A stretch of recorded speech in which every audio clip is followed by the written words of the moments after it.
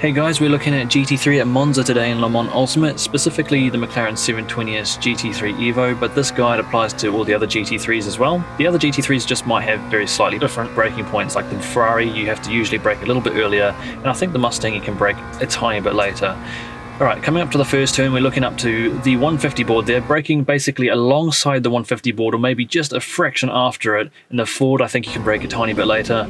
Really hard on the brakes here, then trailing your brakes towards the inside to cut over this inside curb. You can cut the sausage curb just a tiny bit there, but if you're uncomfortable going over the bumps, then you can go around it.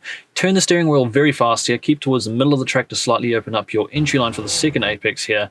You can use the sausage curb just a little bit here, but it can unsettle the car. So if you're finding it a bit uncomfortable, go around the sausage curb, but turn the wheel very fast there. You want to make those turns as quick and sharp as you can, and carry your momentum to the outside there without getting onto the sand using all of the track. A very tricky section there. You have to really turn the steering very fast there. I think the very first sausage curb in the first turn gains you a bit of time, but that second sausage curb is not as helpful and can ruin your exit. And I think it's the Ferrari that struggles quite a bit on those sausage curbs because of stability, but it is still fast to do that. On the right side of the track, we're looking for that service road, and we're braking at that service road all the way on the right side of the track, and as we get deep into the braking zone, we're beginning to trail the brakes. For this chicane, I think it's a bit more important to cut the sausage curbs for ultimate pace here. If you are struggling with stability, then just narrowly go around the sausage curbs, but only cut the tip of the sausage curb if you're going to. If you cut too far, you'll invalidate the lap. Bring the car slightly to the left here to open up your entry line for this exit of the chicane, and then again, cut over that exit sausage curb there. You might get a little unstable, but if you hit it at not such a tight angle, you should be okay, and carry your momentum all the way to the outside here. You can actually scrape along the edge of the sand there to carry your momentum all the way out, but put a wheel too far out there and your lap will be invalid. Here we're looking for that orange mark on the fence, or there's also a light patch of grass on the left there, which we can use as reference to then begin braking, but not too hard. We want to carry some speed in while trail braking and meet the apex just before the orange mark on the fence on the right there. Then we can begin getting back on throttle to carry our speed all the way to the outside using this white and green part of the curb, but not that flat green area all the way on the outside, because that will be where your lap gets invalidated. Now here, braking quite late near the 50 board and trying to go around this inside curb. I find the ultimate line is to try get where the colored curb is. If you go onto the green, you might be able to get away with it with the right angle, but it can kind of bump you out wide, so just be careful there. Again, all the speed to the outside, but don't get your left side wheels on that flat green part, because that will be where your lap becomes invalid.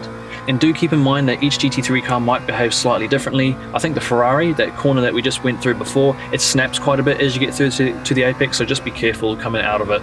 Now for this turn, we're looking for that surface road on the right. In this car, we can brake quite late at the end of the surface road, and we want to brake hard and then trail off the brakes to let the car rotate over this inside curb. You want to make sure your right side wheels are still on or within the white line. You cut too much and your lap will become invalid. And don't go too fast in, because you'll want to keep the car slightly to the left here so that we can go as fast as we can through this bend to the right. You might have to lift or throttle to the right. In this car you do. I think in the Mustang you can easily go flat. In some cars you might just have to play around a bit. And then on that exit curb, as you saw, you can cut over those anti-cut strips. On the exit here, it's quite similar to before. Try not to get your right side wheels onto that flat green bit. I think you can actually get away with it, but you have to turn quite tightly to get back on the track before your lap does become invalid. So don't go too far out wide on exit.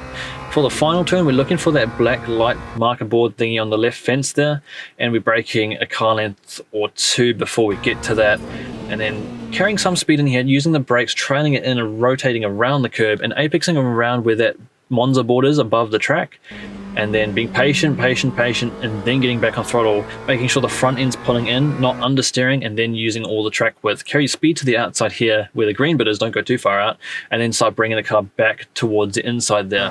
If you got on the accelerator quite late, then you didn't carry that much speed out, you don't need to run all the way to the outside. Just use the grip that you've got to keep it as tight as you can through there.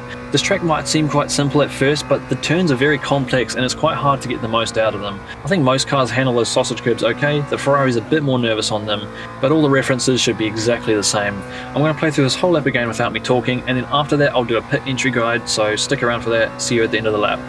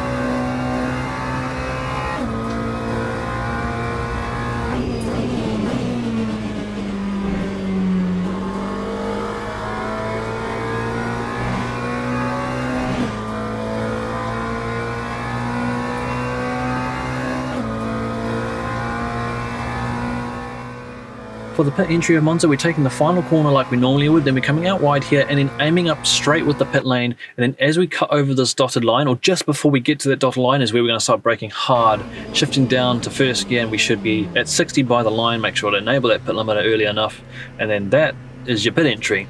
Thank you for watching the guide. I hope it's helped you out. Make sure to leave any comments if you've got questions, and I will be doing more of these soon, so look out for them in the future, and see you soon.